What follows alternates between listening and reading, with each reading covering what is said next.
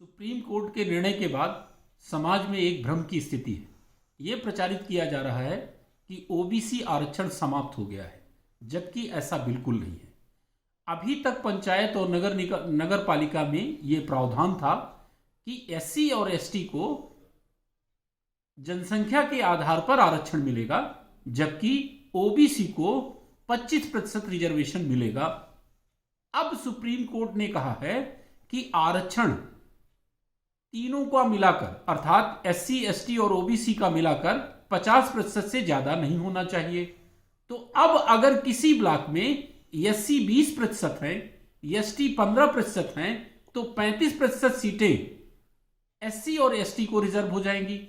अब 50% की सीमा में रहते हुए ओबीसी के लिए 15 सीटें बचेंगी। पहले ओबीसी के लिए 25 सीटें रहती थीं, अब केवल 15 ही बचेंगी।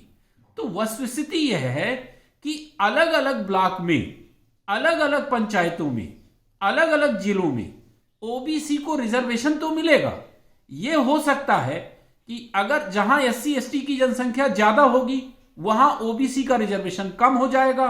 जैसे कहीं अगर 40% एससी एसटी की जनसंख्या है वहां ओबीसी को 10% रिजर्वेशन मिलेगा। लेकिन जहां एससी और एसटी की जनसंख्या 30% है वहां 20% ओबीसी को रिजर्वेशन मिलेगा। जहां एससी और एसटी की जनसंख्या 25% है वहां ओबीसी को 25% रिजर्वेशन मिलेगा।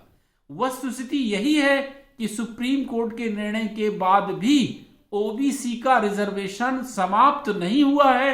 हां, ओबीसी का रिजर्वेशन 10% से लेकर 25% तक अलग अलग ब्लॉक में एससी एसटी की जनसंख्या के आधार पर डिसाइड होगा। इसलिए भ्रम से दूर रहिए और वस्तुस्थिति जानिए।